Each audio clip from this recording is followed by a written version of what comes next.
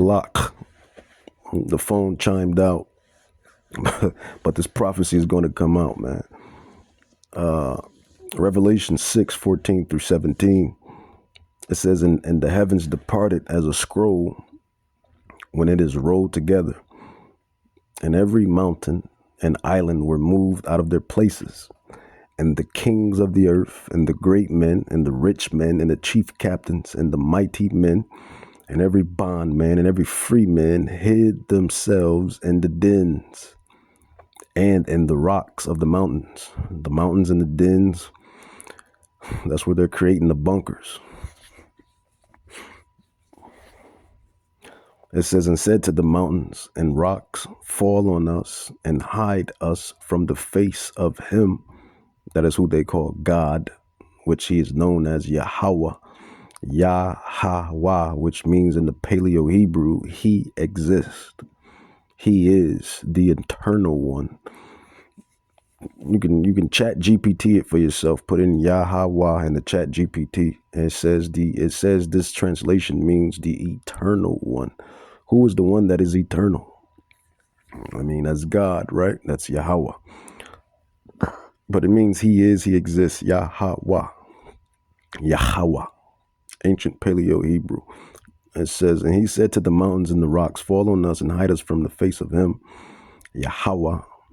He exists. He is the eternal one that sits on the throne. And from the wrath of the Lamb. Now that is Yahweh Shai. Did you catch the and? That is the Father and the Son. They're both angry, and they're both ready to eventually get down and dirty, according to these prophecies. It says, for the great day of his wrath is come, and who shall be able to stand? So even with all of this technology, all of this money, all of these riches, all of this fame and clout, the end be all is a loss. Revelation 6:14-17 prophecy, and 2nd Ezra 13:3-12 prophecy states how Armageddon is going to it details how Armageddon is going to go down. Hey, don't shoot the messengers. We're just the messengers. We're just telling you what's going to go down. And it is what it is. There ain't no way around it. It's no way in front of it. It's no way by it. It's no way aside it. And since the phone, it went off, but prophecy still came out. But that's cool. That is cool, because prophecy is going to come out. Revelations 1:7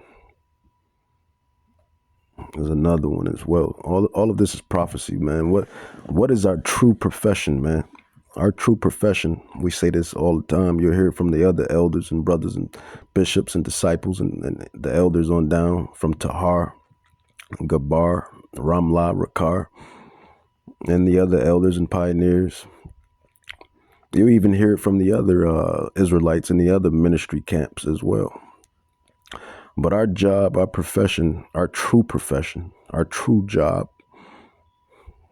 is prophecy. Being occupied in prophecy. Dissecting, interpreting, being in love with prophecy. You know, this is my woman. This is my kids when you think about it. Prophecy, the word, being in the spirit. Everything else is going to come on the other side. When we in the kingdom, I'm going to have a bunch of wives, a bunch of children, a bunch of slaves, A bunch of gold, a bunch of silver, a bunch of everything. A bunch of, you know what? Skip the and I mean that respectfully. I mean this respectfully. Skip the kids, the children, the gold, the silver, the land, the food. Nigga, my nigga, Negus, which means king. Niggas, my nigga. We're gonna have immortality. Immortality. Immortality and spiritual power.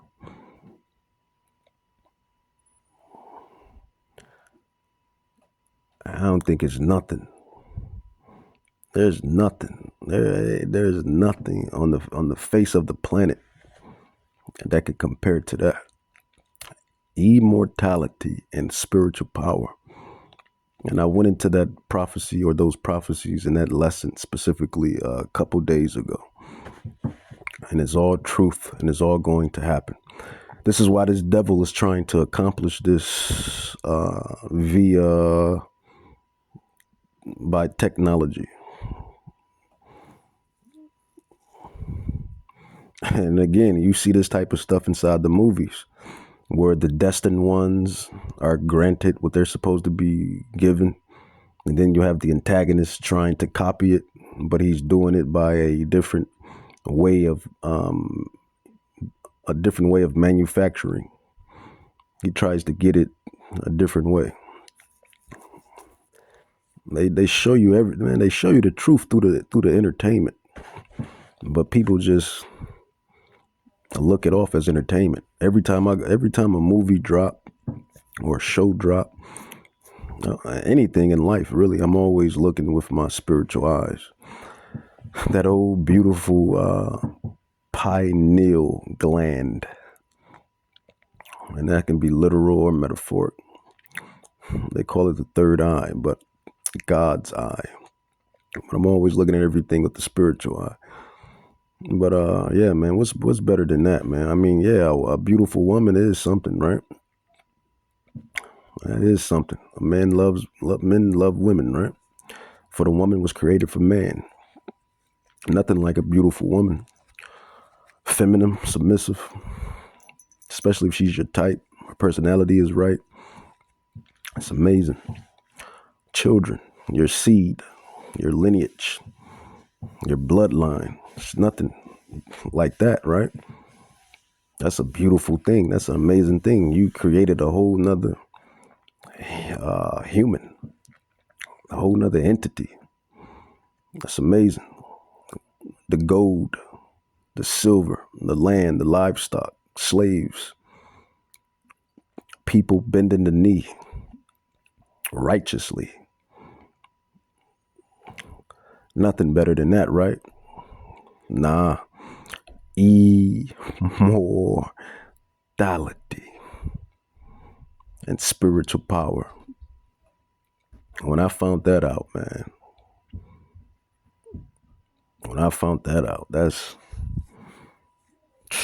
that ain't nothing better than, it's nothing that can fathom with that, man. Like, to live forever and have spiritual power, you're literally just being Superman in the earth.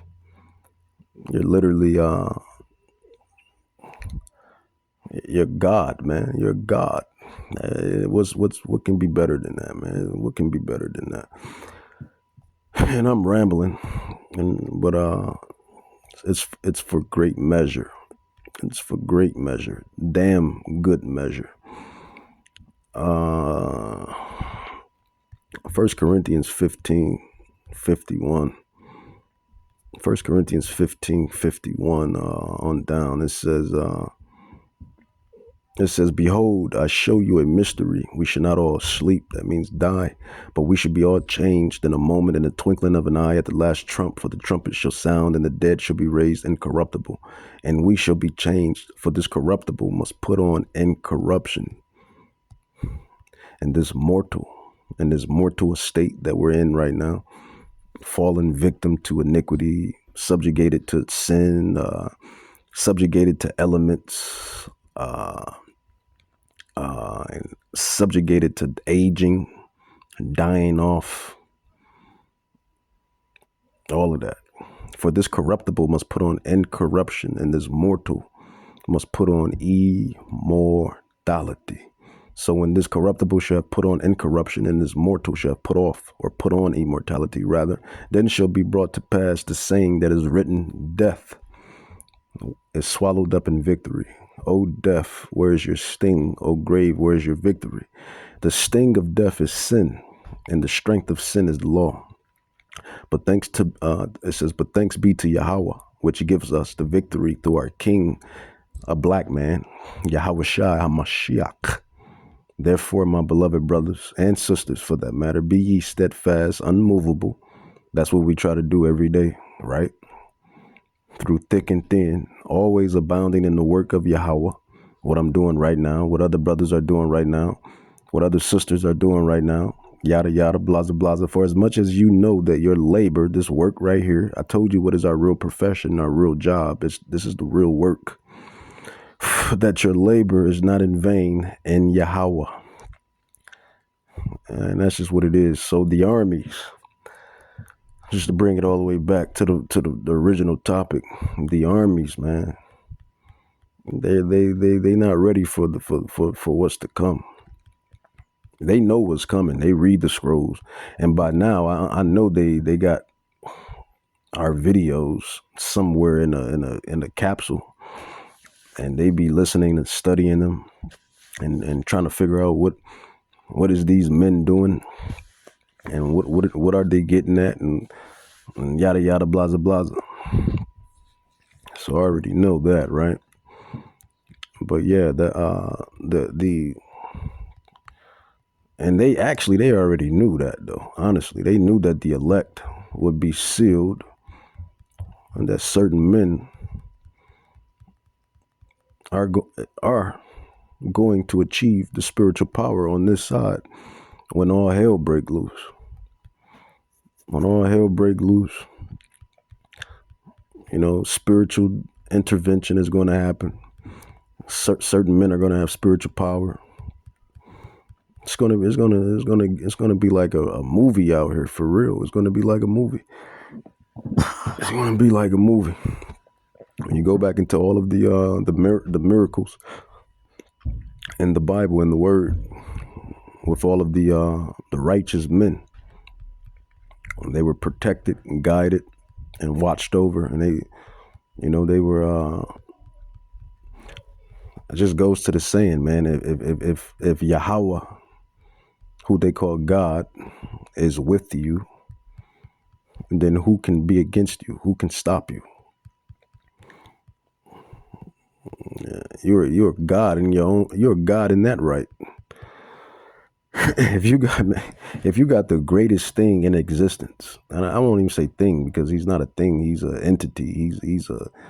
The Bible says he's a man. He's a man of war. Exodus 15:3. You got the greatest man, spiritual entity. You got the greatest entity in existence that created all existence on your side.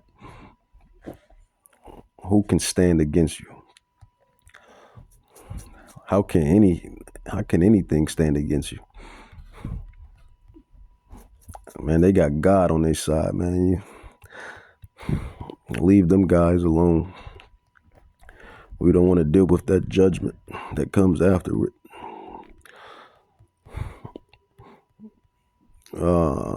Let's go into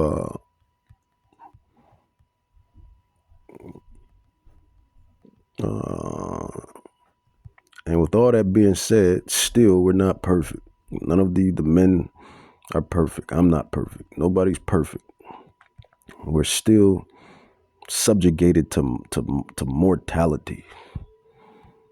Still subjugated to this mortal BS. And there go my favorite number right there, man. As you can see, 144,000.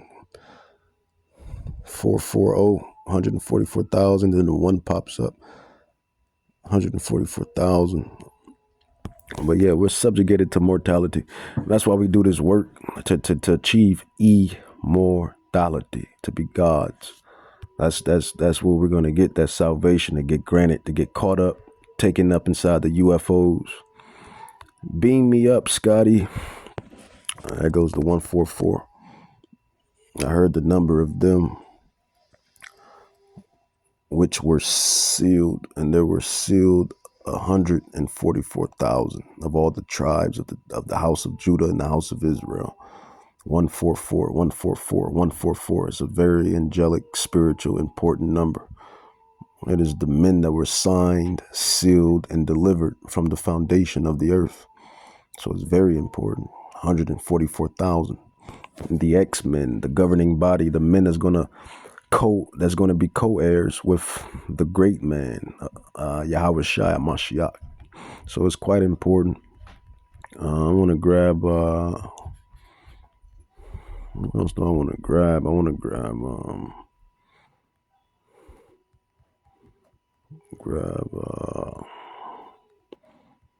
There's another prophecy.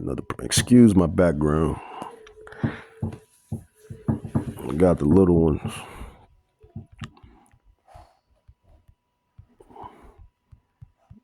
Being little ones.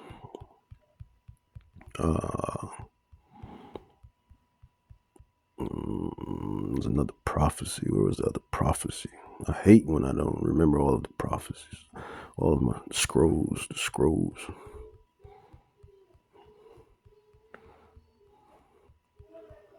The scrolls. All the scrolls.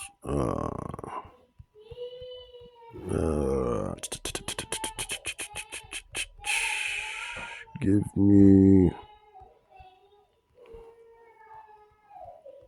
What is that?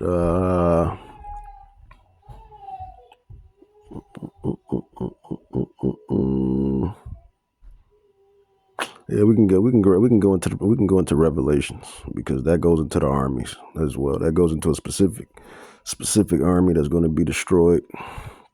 And by now you should know who Babylon is. Revelations 18.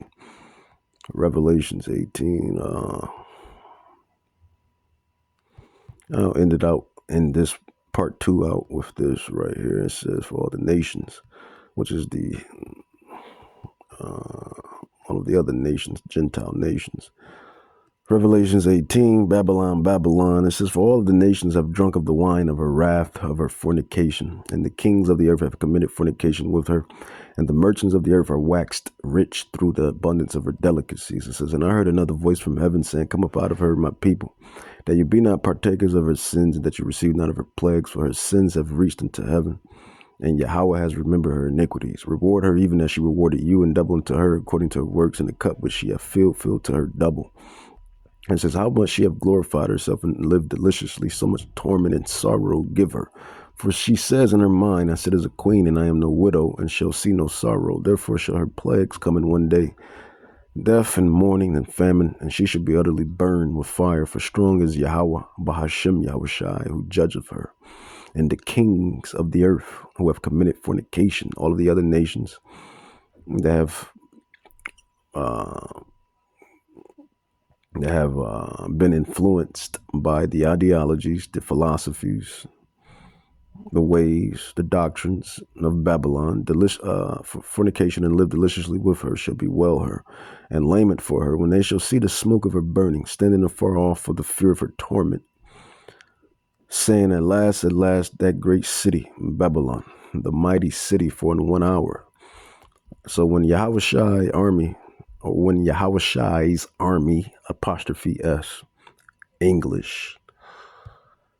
So when Yahushai's army appears, they're going to get down and dirty, and it's only going to take them 1 hour. It's only going to take them 1 hour. It says, standing afar off for the fear of her torment, and at last, that great city, Babylon, that mighty city, for in 1 hour is thy judgment come. And that's by the way of the nukes or the chariot fire. It says, and the merchants of the earth shall weep and mourn over her, for no man buy their merchandise anymore. It says, the merchandise of gold and silver and precious stones and of pearls and fine linen and purple and silk and scarlet and all thy wood and all thy manner of vessels of ivory and all manner of vessels of most precious wood and all of the brass and iron, basically the luxuries, the stuff that humans love, right? We all love luxuries and comforts. Feels good, it looks good, and it's pleasurable, right? It says, in cinnamon and odors and ornaments and frankincense and wine and oil and the fine flour and wheat and beast and sheep and horses and chariots and slaves and souls of men and the fruits that your soul lusted after are departed from thee. It says, and all things which were dainty and goodly are departed from thee, and thou shalt find them no more at all. It says, the merchants of these things which were made rich by her shall stand afar off for the fear of her torment, weeping and wailing and saying, at last, that great city that was clothed in fine linen and purple and scarlet and decked with gold and precious stones and pearls, for in 1 hour so great riches is come to naught. And every shipmaster and all the company and ships and sailors and as many as trade by sea stood afar off. It says, and cried when they saw the smoke of it burning, saying, what city is like unto this great city? And that's going into if you don't know by now, that's going into America. Everybody likes to say, where's America in the Bible?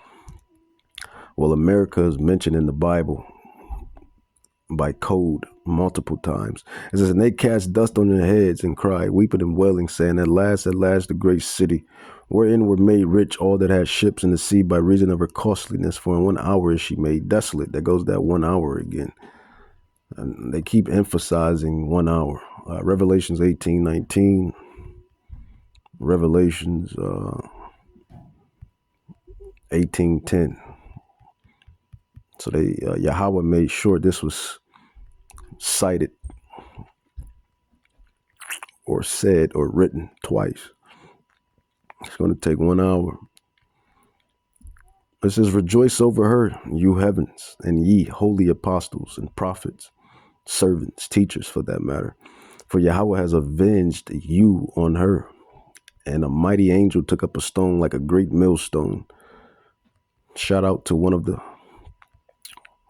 best ministry camps out there. It says, and cast it into the sea, saying, thus with violence shall that great city, Babylon, be thrown down, and shall be bound, Shalak shall be found no more at all. It says, and the voice of harpers and the musicians and pipers and trumpeters shall be heard no more, and at all in thee, no craftsman, whatsoever craft he be shall be found anymore in her. Basically, total destruction, man. That's just what it's getting at. It's going to happen. And that's it's going to happen by the way of armies, both by the World War III, in which we're in it, technically, right? I mean, everything is leading up to it. Seems like this is where it's about to go. Trump ordered what would they say? The paratroopers. He already then, and that's another thing, man. You gotta, everybody don't like Trump. Everybody like, I don't like Trump. I don't like Donald Trump. Hey, I like Trump. I like Donald Trump. The prophets we love. We might even go a little step further and say we love Donald Trump, because Donald Trump, everybody likes the movie, right? Everybody likes the hero or the protagonist in the movie, in the show, in the series, but you forget about the antagonist. The antagonist is what makes the show good. And I know I'm saying this, I understand this is dealing with life and death and people, and I get all of that. Of course I get that, but I'm making a point. The antagonist is just as important as the protagonist. When Trump say he's the one that has been anointed to do what he feel like he's doing, he's right, because Yahweh is the one. What is it? Proverbs 20. What is it? Proverbs 21. Proverbs 21:1. It says, the king's mind, his spirit, is in the hand of Yahweh, as the rivers of water, he turns it whatsoever he will. It says every way of a man is right in his own eyes, but Yahweh ponders the hearts, the minds, the spirit. So Trump is only doing what Yahweh wants to be done anyway. And that goes for these bankers, bankers, deep state, Rothschilds, Rockefellers, that goes for all of them. The wicked. The antagonist has to play out his part, right? Revelations, along with the protagonist. And a good movie, a classic movie or a classic show is considered a classic when the antagonist is just as good as the protagonist. Vice versa. Proverbs 16:4. It says, the Lord has made all things for himself. Yeah, even the wicked for the day of evil. Everyone that is proud in his spirit is an abomination to Yahweh. Though hand join in hand, he should not be unpunished. And that's just what it is. So you got everybody tripping, saying this, just yada, yada. But this was destined for him, for this to happen. This was destined for him. All of this was destined. Destined for him to be in office. Destined for him to pick things up, kick things off. All of this. And I'm going to end it with that, man. No mortal can stop prophecy. Prophecy. Prophecy, prophecy.